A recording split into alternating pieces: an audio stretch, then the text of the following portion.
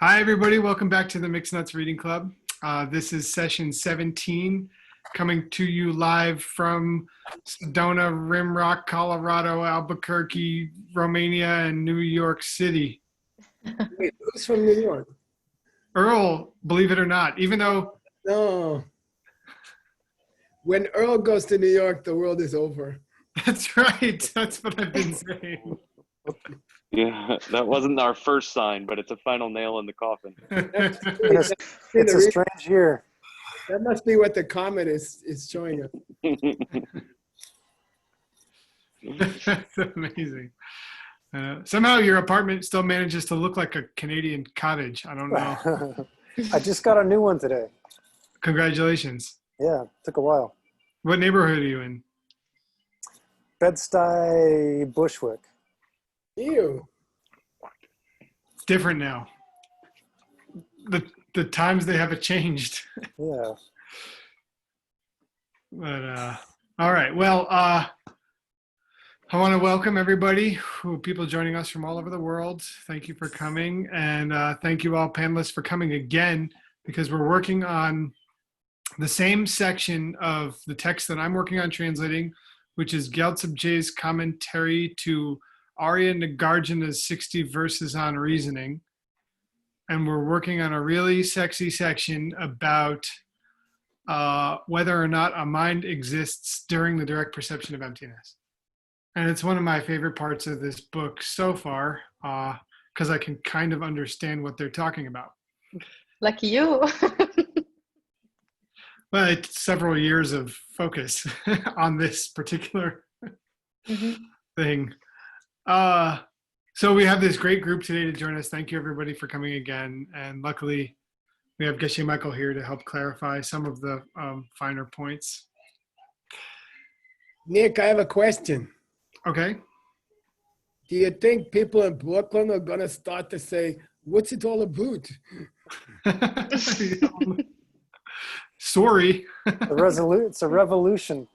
Yeah. The Canadians are going to get their own neighborhood. Like there's Russian neighborhoods, Right. and Chinese neighborhoods. Now there's going to be the Canadian area. Yeah, right. Exactly. They're going to be wearing toques. Best poutine in New York. Montreal's not far away. If Earl gets freaked out, he can Right. he can just drive straight up the thruway. Bro, don't stop until the border, you know what I mean? You'll be all right. All right, so we'll continue on this section. And we were just discussing, we had gone through several arguments. Gyaltsabje is presenting arguments. I'm just catching people up. Oh, by the way, so everybody knows, in case you haven't been here before, there is Spanish and Chinese translation available. Just click on the little globe in the bottom of your Zoom screen. The updated reading, I've added a few more verses in case we can make it that far. We'll see how far we go today. And the updated reading is on the link in the chat. It was also... If you don't understand what's going on, just switch to the Chinese channel. That's where I'll be. So just to catch us up, we discussed a few things, a few arguments. First, Gyaltsabje said he wouldn't even bother discussing the position that somebody might think that there is a mind that has a belief in self-existence. He wouldn't even discuss that because someone who thinks that way doesn't even possess a whiff of the middle way. And then he went on to say some really interesting things like, if it's like pouring water into water, like, because that's a common expression about the direct perception of emptiness, then why don't we say that emptiness becomes the mind rather than saying that the mind becomes emptiness? And there were some other interesting arguments. And the one we left off with was, and correct me if I'm wrong about where we stopped, there's you can't talk about this using normal logic because we're talking about a state of mind which is unprecedented. And then Gyaltsab, somebody might say that. And then Gyaltsab says, well, then I guess regular people just go into a state of no mind in each new moment. There's no reason to make a special case for realized beings because every moment is unprecedented. Does that sound right to y'all about where we stopped? Yeah, Shane Michael remembers. I'm Good. cooking. What's for dinner? Guess. What's the only thing I can make? Soup. Dal and rice. So, Ah. that they ask in the monastery, Mhm. what's for dinner tonight? Dal and rice or rice and dal? Actually sounds really good right now. I must be hungry. Yeah, okay, unprecedented. Yep. So we already were discussing that. We spent a good deal of time discussing unprecedented and that it would mean that you'd have to go into a state of new mind at each new moment. So I think I'd like to move on to the next section, so which is 77, and I'll share my screen so everybody can see.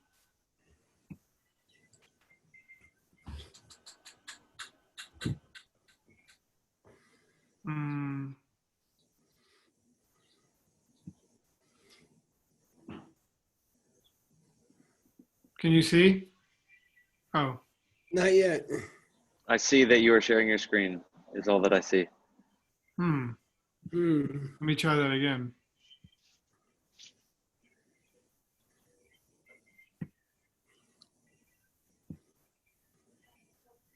Yes. Now you can see? You're good. Okay, good. All right. Nora, would you like to read? 78 or 7. I think we read Starting from 77, right? 7, Okay. right? Yeah, starting from 77. Mhm.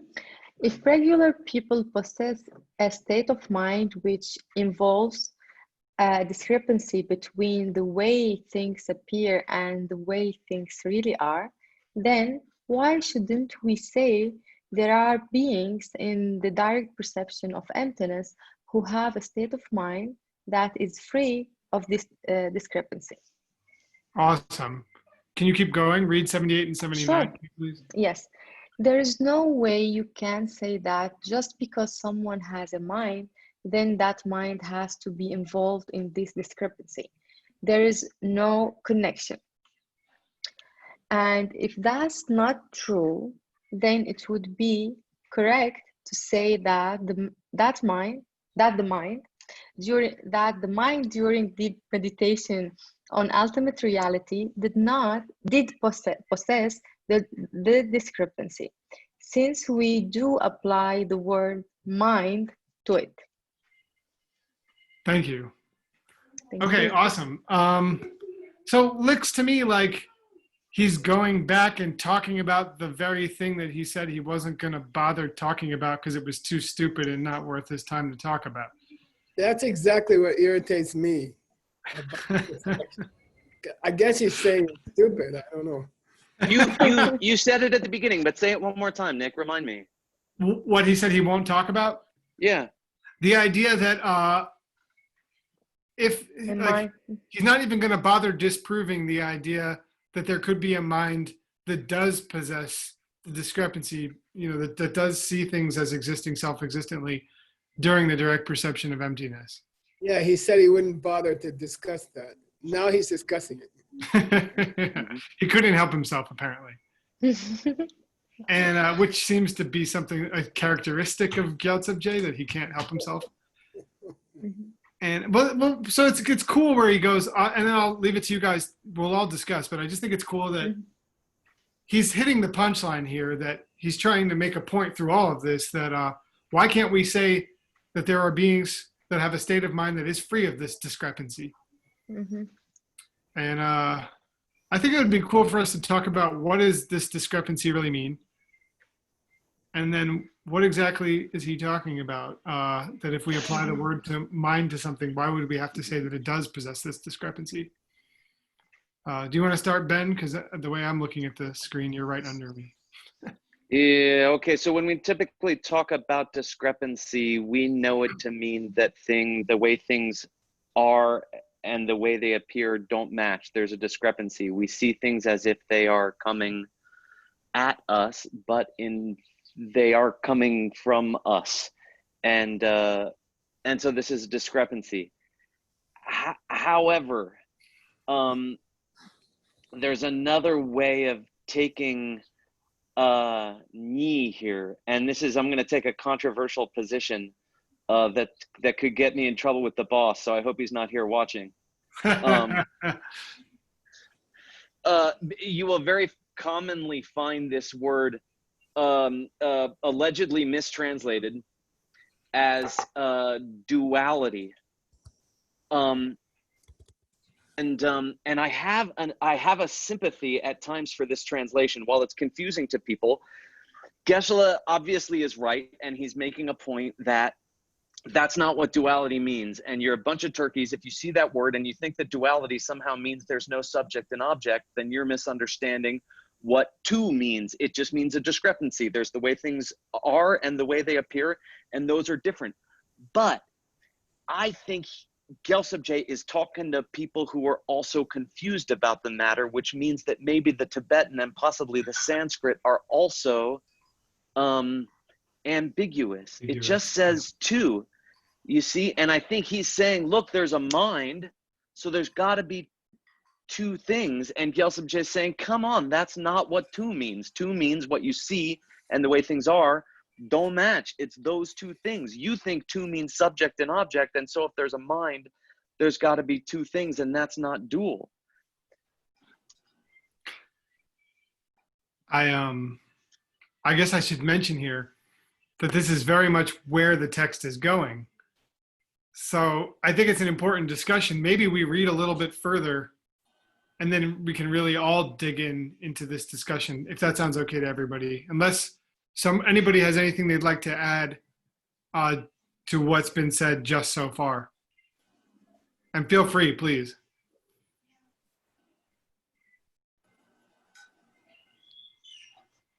Geshe, are you frozen? No, good, okay. And I'm trying to find scriptural support for my position. Uh-huh. I've got some really good support coming up from my position here. For example, if you could ever find a historical incidence of a case where even Geshe Michael translated ni as duality, that would be very helpful for my position. Oh man! But we'll see. It probably could never happen. All right, let's do it. We're not trying to intentionally put you on the hot seat here, Geshe Michael, but who's we? Yeah. I mean, I definitely blame BK over there. So go to somewhere else for a while. Okay, and I'll just quickly clarify for anybody who might be slightly lost. I'm just gonna, Ben. I mean, I think you said it pretty clearly, Ben. But Ben said ni, so that's the Tibetan word for two. So when we translate these books, we're translating from Tibetan, and what we see is the word ninang, which many people have translated as duality. In many cases, it means two. And duality has a different meaning than discrepancy, or it could have a different meaning. And so we're about to get into the meanings and how maybe people have misconstrued the idea as it's being taught from Sanskrit and Tibetan. I hope that clarified a little bit. Mm-hmm. So, and are you guys still seeing my screen? Yes, sir. Can you show us which word, which is the word in question in the Tibetan? Here we go. Oh, okay. Well, ninang right here. Do you see the highlighted? Do you see it highlighted now? Thank you. Okay. And ni means two, and nang means appearance. So this kind of means appearing as two, or double appearance, or duality, or discrepancy. So here we go.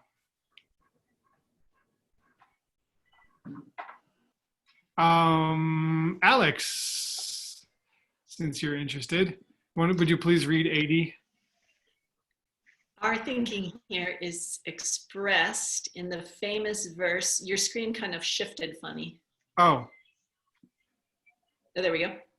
Our thinking here is expressed in the famous verse that includes the following phrases as well as in the current work itself. The attitude of compassion, a state of mind beyond duality. And thank you for the air quotes there. That was helpful. Well, because I know I the know. rest of the verse is down lower. And so please go ahead and read 81 too, just so we can complete the thought. Someone may then raise the following objection. If there's a state of mind at this point, then we would have to say there is as well an object which is it perceives. And then the mental elaborations of an object and a subject cannot have been put to rest. Okay. So does that help? So this is an old translation, I believe. I mean, I believe I got this from how you translated Once Upon a Time, Geshe Michael, Entering the Middle Way by Master Chandrakirti.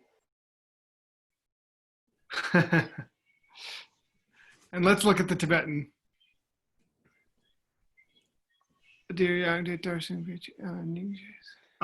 So this is just Nisu.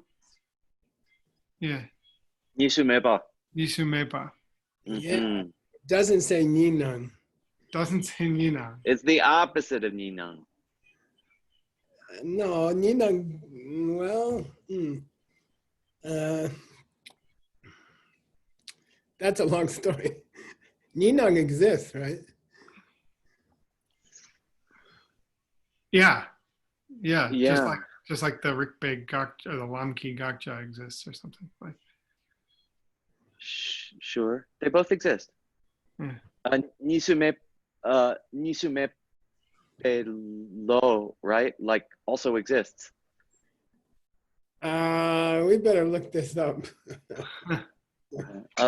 A mind which does not. What Nisume Lo? A mind Yeah. A state of mind beyond duality is the. Yeah. The mind that ain't got the two. Yeah. Right. So when we say Ninang, we're talking about the two, or the appearance of two. Right. And then Yisu Me Lo is, like Ben said, mind not having two. It's really interesting stuff. And Gyaltsab J, I kind of see where Ben was going with it just before. Gyaltsab J may be trying to clarify for those who interpret it to be talking about subject and object. Because as we see in section 81, he begins going down the path of discussing subject and object. And he says that someone might say that if there's a, if we say that there's a state of mind, then we'd have to say that there's an object which it perceives. Okay, I got something for you guys. Do you mind? Do you want to share your screen? Yeah. Okay, here. I'll stop sharing mine. You take the plane. Okay, here is Tsongkhapa's commentary on this word. Okay, and I actually translated it for you. Just now? No, it's an old translation. Here you go. If I was really mean, I would make Mr. Kramer read it. I'm not scared. Can you see it? Yeah.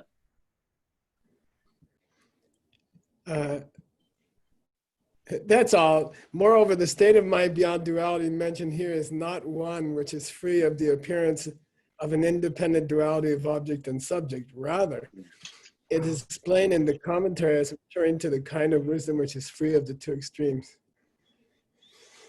So this is from Illumination? Yeah, and he's glossing Chandrakirti's verse. Okay. Here's the verse, by the way. Where is that?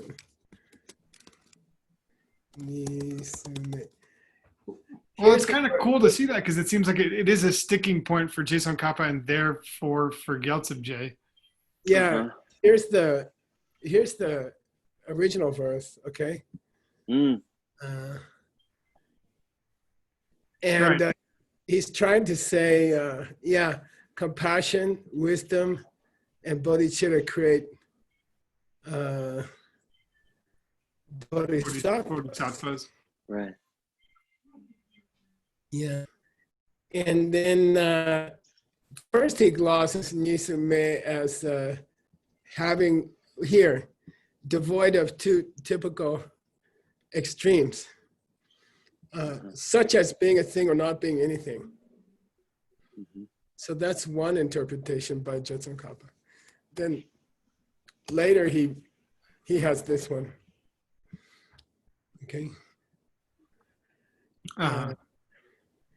Yeah, so anyway, that's where I got, that's I think when I switched over to discrepancy. Yeah. Hmm. But still, we don't have a Sanskrit for, I don't think we have a Sanskrit for that verse, but anyway. Hmm. Yeah. Hmm. Is it?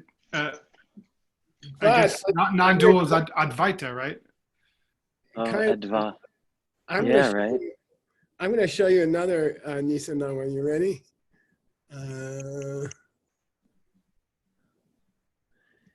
Yeah, you ready? Yeah. Hang on. I always get messed up. How That's do all. Oh, Amelie's banging on the door. Hold on. I'll bring her in for a second. okay, here we go. Advaya. Yeah. Now I'm going to give Kramer, I'm going to make Kramer happy. Where is that? Easy. I'm a happy guy. Look at that. Speaking of happy creatures. It's this one. Can you see, what do you see there? It's coming now. It seems like it's coming. Incoming. Okay, yeah. We see it go for window. What did it say at the bottom? The very bottom.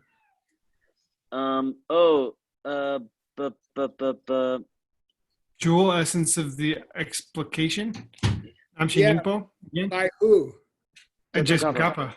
Oh, No, Geltub no. Dharma Rinchen. Gelsup Geltub J. J. Okay, so here's Gyaltsab J, Yeah. and he says, Sung Zen Nisun Nawa. Oh, wow. We have the appearance of subject and object. Oof. So Kramer should use this against me. Yeah. Here's the same author. Okay. Yeah, wow.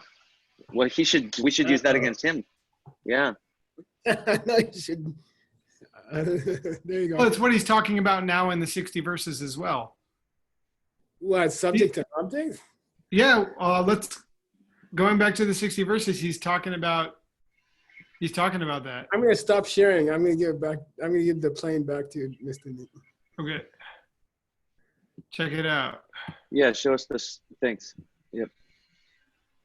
Okay, so in 81, he starts then talking about if there is a state of mind at this point. Alex just read it. Thank you, Alex.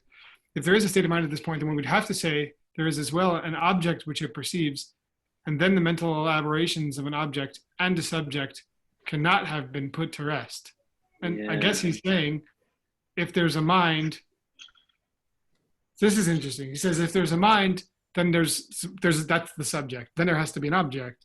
And then if there's a subject and object, then there have to be mental elaborations, which I'm not sure why he has to say that, and I would like to discuss it. Yeah, I was But I just want to show you. curious what he's meaning by that as well. Can you go back up, Nick? It's low y na yul, right? Yeah. If there is a mind, If a mind exists, well then there's an there's object. an object. Mm-hmm. Uh-huh. Why? What do you think, Earl? Well, because that's the definition of a mind, the thing that holds its object. It's the object holder. But I don't understand what's the elaborations that necessarily follow from that he's talking about. Yeah, yul changi tuba. He Tripa, all throughout this text, he's talking about Tripas as the mind. Well, actually, he uses it in a few different ways in the text, but he's using it to, I believe here he's talking about it, the way the mind believes things to have some self-nature, like the overestimating that the mind does. You could call Tripa a fantasy. Okay. Mhm. or figments, I think is how we've been translating it too. Yeah. So he's saying as soon as there's a subject and object, then there's a fantasy Yeah. of self-existentness. Well, Related someone may say that, Kachik is Uh-huh. saying that. Right. Okay. Yeah. It seems to be an extra step that's not necessary. He's saying if there's a state of mind during the direct perception of emptiness, then there must be a duality in the sense of subject and object. Yeah. Mm-hmm. Yeah. And So then he I- says, if there's Yeah. duality in the sense of subject and object, then there's figments, there's imaginary things. He's saying that would be the figment. Oh, okay. Yeah. He's So saying it that seems like the figment Yeah. would be that there's a subject and an object. Yeah. And Yeah. the other guy says that's a figment because there is no mind at this point. Uh-huh. So it seems like Gyaltsab J is arguing with a guy who makes this mistake about Nime or Nisumepa. But can we give Gyaltsab J, can we cut him any slack for the fact that commentary you showed us was Svatantrika? Yeah, I'm thinking, most of the interpretations of Yin Nang as duality between subject and object are lower school. Yeah, you can say that. Mhm. And they're pretty common. Mhm. Yeah. So this is always something I struggle with, right? Is when you, as a translator, when you preserve the ambiguity. I've always had the same issue with, I really struggle with how to translate avidya or marikpa, right? Which we commonly see as ignorance, even though it's a misunderstanding. It's not a lack of knowing. You actually actively think that things are coming at you instead of from you. But in the context, if you have ancient commentaries, if you have a Sanskrit commentary where someone's pointing out that problem and says, look, when I say avidya, don't think that you don't don't think that you don't view it just because the word is avidya. Mhm. So then how do you split the difference sometimes between giving the reader a definition that helps clarify or giving the reader a translation that helps clarify, or giving the reader a translation that's going to help set them up for the author to explain away a wrong idea that people have been having for thousands of years? Yeah, I think that's cool. And I think you do have to preserve the misunderstanding until the punchline. So, I mean, that means that, and I bet you've had this, Geshe Michael, where you translate it a certain way for like several pages or hundreds of pages, and then you have to go back and change that all. Well, as you get older, there's fewer things you want to change because you figured out some things, but it does happen, I think discrepancy is good. Yeah. Yeah. And sometimes you try on a new translation for a while and then it doesn't work. It doesn't hold up and you go back to the old one. Oh, and I guess I mean like when you realize the author, the author was trying to make a point later, and then when you hit the punchline, you realize you ruined it for him. Yeah. Then you have to go back and change a few, change a half a chapter or something. Right. So you can build up to it for him. Cool.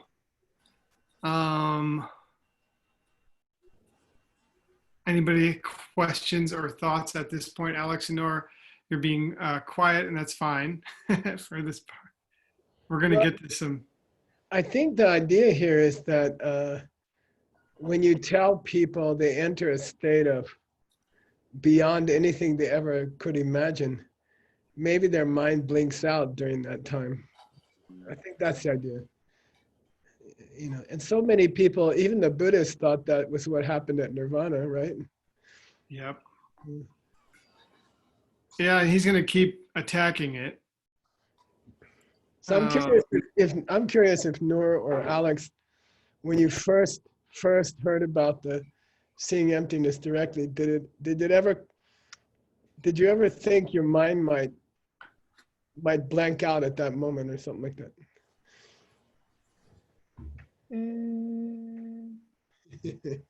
Or did it For happen me, now? I didn't think about it. I didn't come to my mind because the shock was wow. It was super shock for me, like wow, is it possible?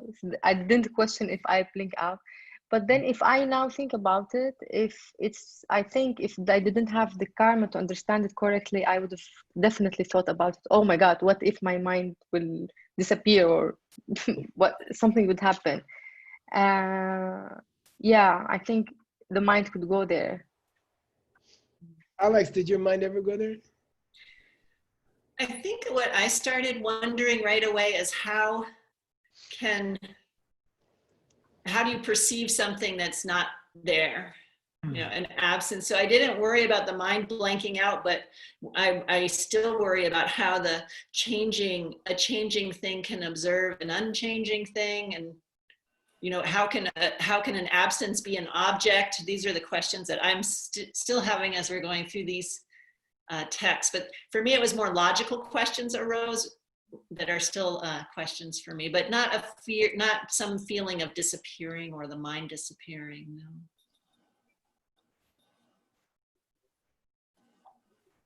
No. If you could go into a direct perception of a thing that didn't change, what would bring you out?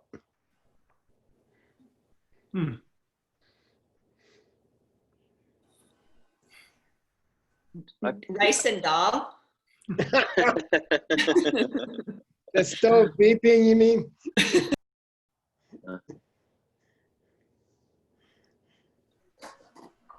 Or like, could the mind just get stuck there because there's no chance if you're completely absorbed This is in a it? little bit scary. This is a little bit scary. Well, there's Like, nothing what about if? the object that would change, that would alert you, that would wake you up. You see what I mean? There's no alarm clock. The mind would drift off the object, which I have plenty of experience of that happening. No, I mean, if the object never changed, then there'd be nothing to bring you back to normal reality. Yeah. I like what Nick is saying. I mean, we're talking about like the most expensive state of mind that we've ever had to that point. So you're using a lot of seeds to be able to see that. You're using an incredible amount of goodness. And at the same time, because you're in a deep state of meditation, you are unable to go and tell your wife she looks pretty today. So you can't even collect good seeds. And so you gotta run out of that perception. I would challenge Ben to discuss it in terms of prana coming into the central channel from the Ida and the Pingala.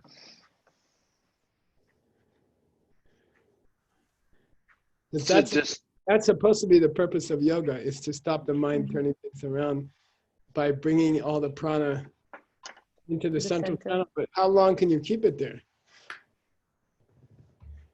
Yeah, me not at all. But now we're describing it as an active state. I mean, again, that is helpful. If we think about the object you're perceiving, that's an unchanging thing. But if we talk about an active state of perception, which is being sustained by winds, the winds are flowing in the central channel. They've moved into the central channel. And what do they? Enter, stay, and dissolve? Yeah. And then, yeah, as they're staying, I don't know, could we correlate dissolving with going on to whatever's going to happen next? And maybe the first time I do it, they dissolve and my winds go back to... Sorry. Not at all, no. Yeah, what happens when they dissolve? Are the winds staying in that place? They enter there and I go into the perception. They stay in that place and I'm in the perception. And then what happens when the winds dissolve? Where do they dissolve to? Where does that state of mind go when the winds dissolve? Where are they dissolving at? But the thing is, supposedly you see emptiness directly when they dissolve. But okay. Then it must be that they undissolve when you come back out, right? And they move back into the side channels. Yeah. Well, then what are you seeing when they're staying? Shugne Timsun. I think you're getting like, maybe they stay during Chichok or something, you know? Right. Yeah. But my question is, what would push them out? What would untim them? I What think would it move brings. you? I Raga think it brings us Devesha. back to the. Oh, sorry, Earl. Go ahead. I was going to say Raga Devesha, but I mean, on top of that, what is it about if you have single pointed concentration on a changing object, on a cookie? You know, what is it about the changing cookie that makes you think about the glass of milk? You know, like it's not about whether the object's changing or not. Well, that's because the cookie gradually gets less and less.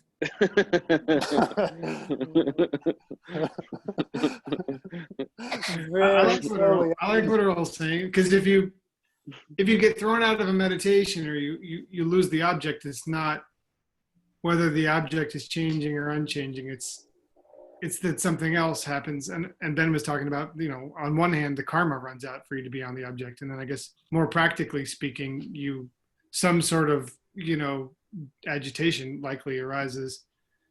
And, you know, because the karma wore out to be single pointedly focused.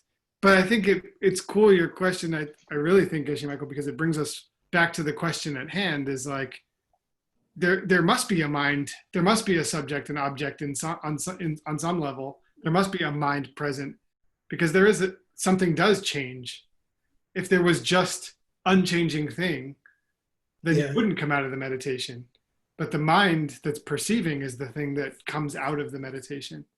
I'm curious about one more thing, which is that if Ben said those are expensive mental seeds, and they just one day my dad took me to Las Vegas and he won the slot machine. It was nickels, and it kept pouring out and pouring out and pouring out. In fact, the casino people came over and unplugged it. And so, I mean, when it runs out, right? Those seeds were, how did you get those seeds? And is there like a quick way you could just stock it up again?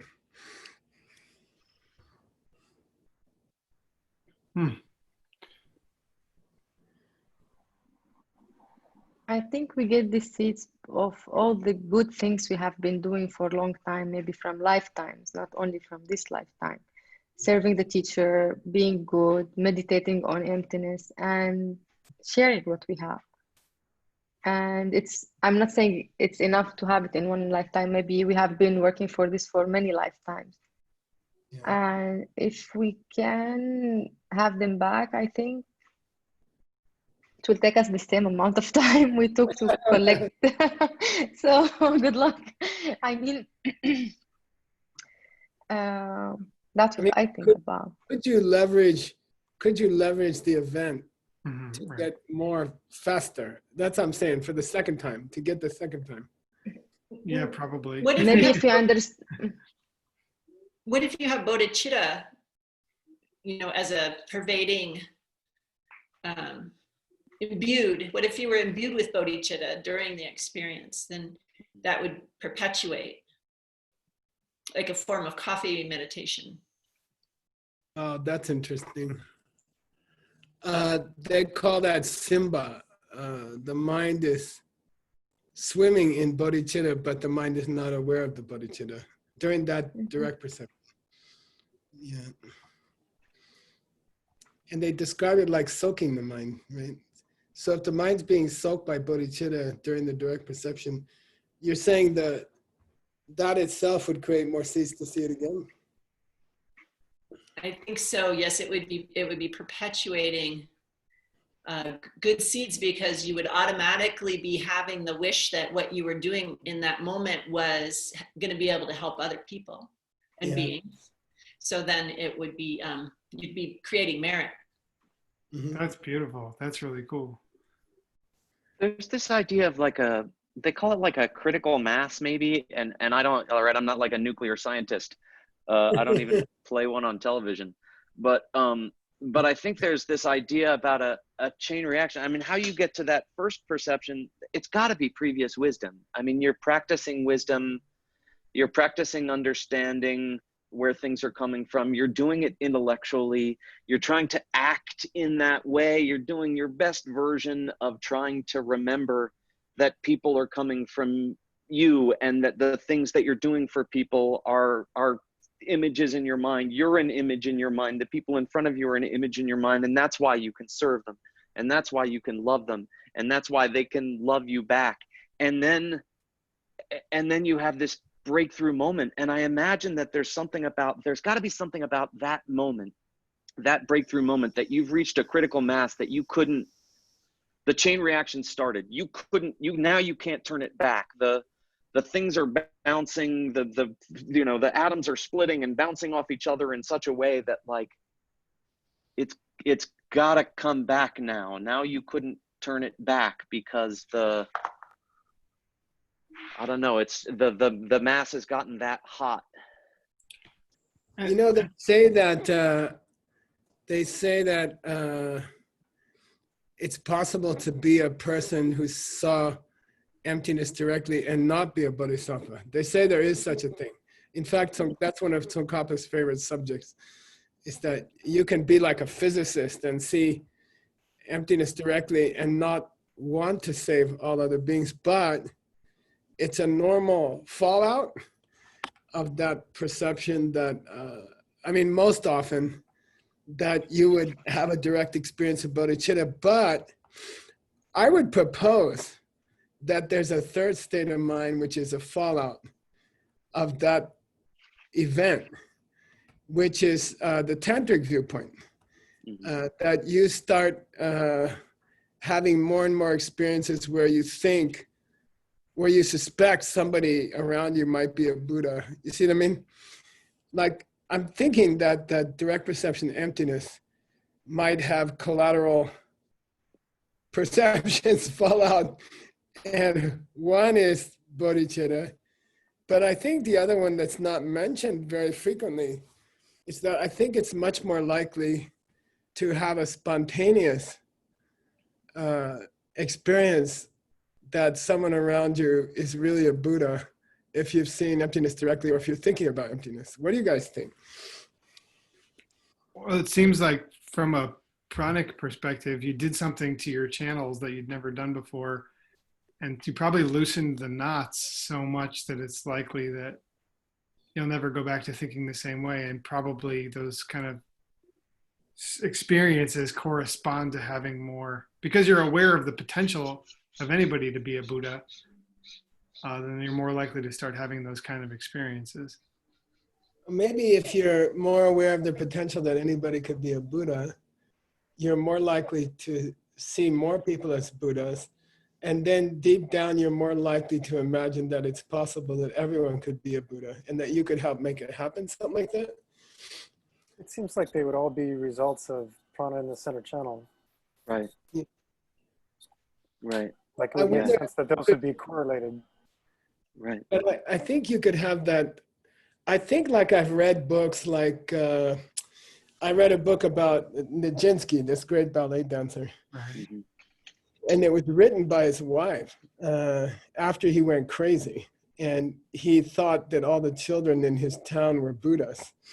And he would refuse to come home because he wanted to play with them. And I'm wondering if there are special people who maybe didn't study Buddhism formally in this life, right? But they had this tantric experience. And so I wonder if it would work the other way, that if you tried to imagine that people around you were Buddhas, it might be easier to see emptiness directly. I'm just thinking, you know. That's very cool. I think it would make sense, because if we train our mind like every person around us had the potential, like it's possible to be a Buddha, it means you are expanding the mind to the emptiness of this person. And that karmically will plant the seeds for making it hourly practice of emptiness and keep it in mind. So maybe that plant also the seed to have the direct experience. Plus, to be honest, I try to. I have a question for Alex. Okay. Yes, sir. Are there asanas that you think might be more like, are there asanas that when you do them, a lot, you think they might help you see people as a Buddha? You see what I mean? Is that a weird question? What kind of a question did you ask, if that was? I mean, are there asanas? So you've been doing asanas a long time. Uh-huh. Are there certain asanas that when you do a lot of them, that after you finish your yoga, you think it might be more likely that you see other people as Buddhas? I think that is possible. And I would say, for me, the heart opening poses are going to create a more positive outlook. So instead of seeing people's bad qualities, then I might see their good qualities. And really, seeing a Buddha is just like seeing someone as perfect. And it could be someone that yesterday was irritating, but today they're perfect. So which poses would you categorize as heart opening? I'm curious. I'm thinking that the ones that physically are opening up the front of the body and getting the shoulders back. I hate that wheel pose. Yeah, that's the one. All the ones that do similar. Talk about that one. Forget that one. We're not going to do that one. So all the warm-ups to that one, Maybe fish pose. The ones on the belly. Yeah, that for me, I think it's just like opening the front more. And I don't know. What do you guys think? I think the one that we should never mention. I try to cheat sometimes. Urdhva Dhanurasana. But my question is there a psychic connection between eggplant and Urdhva Dhanurasana? I try to cheat this sometimes when I teach yoga, that I'm trying to kind of sneak in the 3 moralities, and I'll talk about different things to focus on in your asana practice. And you could say the first one is don't hurt anybody, right? Like, don't hurt yourself, right? Don't hurt yourself. Don't hurt anybody. Don't fall into the, guy next to you. But also don't hurt yourself. Be careful, pay attention, don't hurt yourself. And then the second level, we could talk about like looking to see what feels good in a pose, right? Like experiencing what feels like deep or beautiful or good or pleasant in a pose. But then sometimes I'll talk about a third level, which is like, in asana class, sometimes I'll call it like stuff gets weird level. And it happens in back bends, right? Like a little bit like after the 20th breath in camel pose, or like after you definitely know you don't want to be in that back bend anymore. And then things get a little strange, and maybe the colors change in the room, and then you come out of the pose and then you don't know if you're gonna laugh or vomit or punch the teacher and run. Something radical shifts, and then maybe we're getting closer to changing in a radical way that we're not used to changing so quickly in those moments. I want to see if Erin has an opinion about that question too. Hi. She thinks about this stuff a lot. Is there any pose? Okay, the question is, are there any asanas, that you think might help you see emptiness directly? Or see people as Buddhas? Or see people as Buddhas, yeah. Yes, to see the people around you as Buddhas. Like, are there asanas that had that effect on you personally? That you come out of the yoga studio and you're more likely to see Jaru as a Buddha? I think I've had moments like that, particularly when I did the chin balance with the legs overhead. It brought prana so high up into my chest, it felt like my heart burst open for about a week. It was pretty pivotal. Yeah, I would say there's definitely there can be some very big shifts with asana. But I personally have not had direct bodhicitta, although it's my wish. Is that a good answer? Yeah. Okay. But you've achieved the wish for the wish, which is a good start. Thank you. Yes, I have sugarcane bodhicitta. Well, Nick, I have these deep experiences in Shavasana, actually. You should come. If you come to I'm in Village another Yoga, world. then we're doing classes outside. So in Shavasana, you will smell the quesadillas that are being prepared at Tortas de Fuego while simultaneously smelling butterfly burger. So Wow. a lot of nirvana happening or something like that. Earl? You guys go ahead. I'm going to look up Niguma and see if she has an opinion, okay? Cool. Oh, I think you're muted, Earl. I think more like Mahamudrasana, or the poses that are, for me, inclined where I'm visualizing like the crucial points, Triveni, and it seems to be in my discussions with people, forward bends can be very much like that. But it's when you're combining a whole bunch of elements of yoga, not just a physical pose.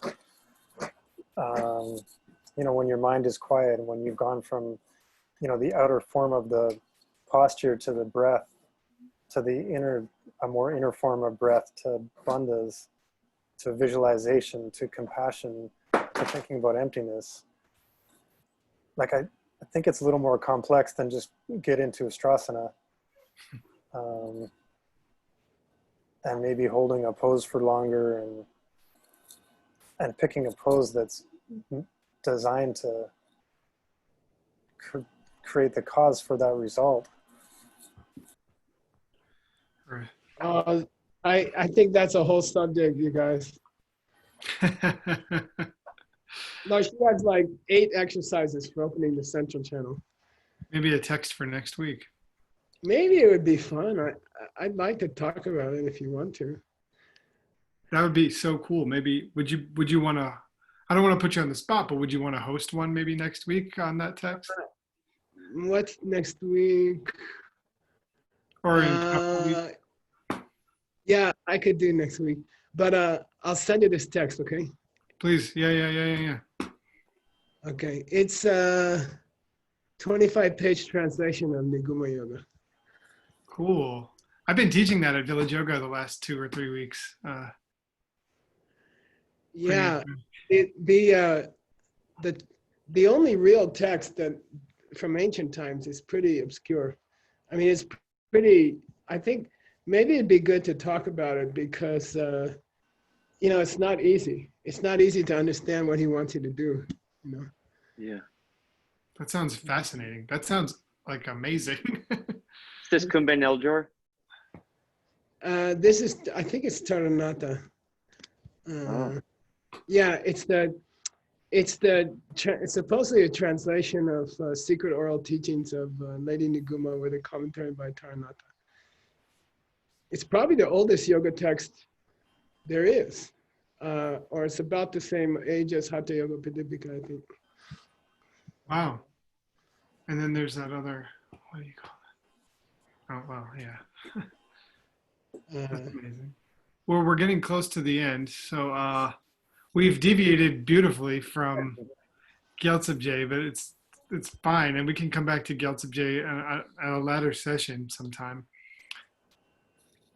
I got a quick question, Nick. Is the nung that we've been talking about the same as sel nung? Oh, same spelling, the same word, nang. Yeah. And then, and I think it's in the next verse, there's a part where you translated realized being, and I was looking for pakpa in the verse, and the only thing I saw was lopun. And I was That's a mistake.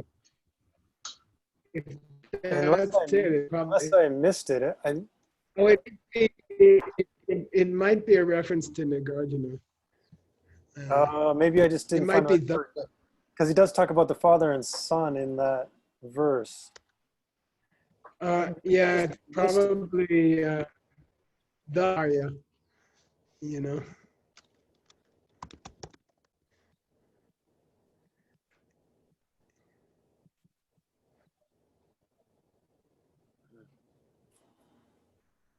Yeah, it's the realized being in the third line.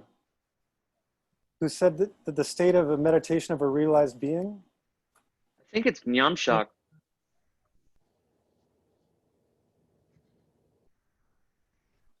hang on. I have the state of meditation realized being. Yeah, it's Nyamshak. Yeah. Yeah. Yeah. Num- Which normally just means samapati, right? But it's a specific one. So sometimes Nyamshak refers specifically to the direct perception of emptiness. Yeah. In these Okay. contexts. Yeah. It's generally it's just a word for meditation which is free of chingwa and gopa. But So sometimes the state of, sorry. sometimes it's as opposed to jetop. You see what I mean? Right. When it's contrasted with jetop, it means the direct perception of emptiness binary. Yeah. Okay. Yeah. So you're gonna do Niguma next week, boss? Well, do you think it's okay? I'm afraid people might try to do it and hurt themselves or something. What do you think? Well, you'll have to tell us how to be careful. I was thinking that I was gonna ask Nick and Kendra if Kendra could be here. You know, only one of us can ever be here at a time, but I thought that'd be a really nice excuse to get her here. I know she'd love to be a part of that conversation. I'll put it on Nick and Aaron. I'm just afraid people will try to do weird stuff and hurt themselves, but I'll put it on Nick and Aaron. I think it's basically just a bunch of asanas. So, I mean, you know, I don't think they're more dangerous than what people are doing in yoga studios. Yeah.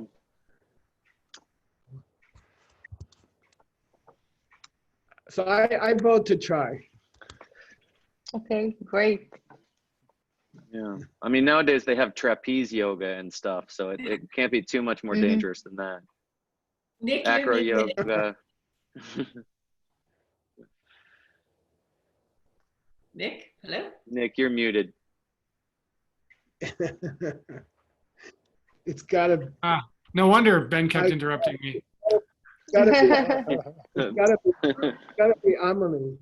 No. I think Jeru started barking, actually. Oh, I'm excited, Geshe Michael, for the text. I'd be really into it because I've been studying it with you for 10 years and just lately started digging into it again. And the students at Village Yoga have been really into it. The few that are still coming to yoga classes, given the circumstances here right now.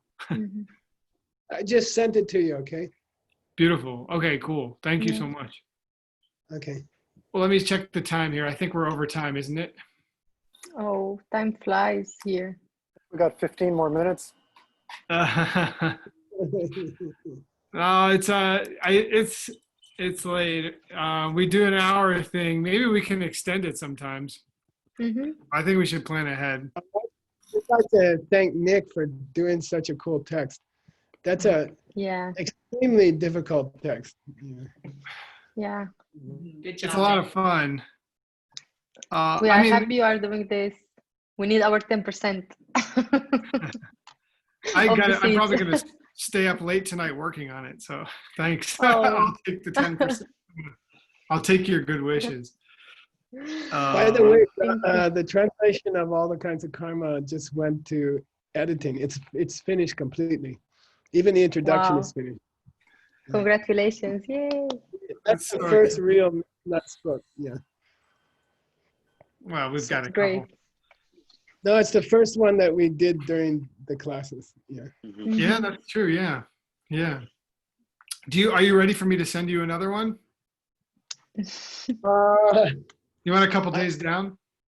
I got to work on Dr. Norbekov's book for a couple of days. Then I'll be done. Yes, please. He's been waiting for 4 years. Thank you, Gisela, for doing this. I think one more week I can finish that. Then you guys decide. We finished some other books, right? We have Adam's book. We finished Utpala's, and we Yeah. finished Words. Words. Fearless Blade commentary. I feel like I'd like to do Adam and then do Word. Yeah. Perfect. That's Adam's next in the queue. So. Yeah. Good. And I promised Adam, by the way, that we could alternate with Daedon Yukimunsa. Okay. Just to keep it spicy for him. Yeah, finish a volume of that, and then go back to say Dura. Okay, that's cool. Who can do say Dura for 5 years? It's gonna make him insane. I could see that could be kind of tedious. It's fun. I mean, the classes with you have been so fun. Oh, it looks like there was interesting questions in the chat, but we didn't have time. We were all too focused. Anyway, that's it for today's class, today's thing. And Earl, I hear you about the 15. Maybe we consider making this 15 minutes longer for next time so we can keep going. But I want to give people ahead of time notice. We can do as Geshe advices for meditation. Increase it 1 minute every week. So by the end of the year, we'll do 2 hours. That's an excellent idea. Really, yeah, it would work perfectly. That's an interesting idea. Yeah. Mm. Yeah. Okay, Anyway, thank you. Or I'm in trouble. What's that? I gotta finish dinner, or I'm in trouble. Right. Yeah. Yeah. Okay, Thank, Geshe Michael. Thanks, Nick. thank you, everybody, Thanks, for coming. Thank you, Nick, for inviting. Thanks, Thank you, Geshe. Thanks for having me. Thank you. Mixed nuts, yay, mixed nuts. Thanks, Yeah. Bob. Thanks, Nick. Yay. Good night. Good Bye-bye. night. Good night. Nuts in the world. Ciao, everybody. Thank you. Bye. Thank you, Nick. Bye.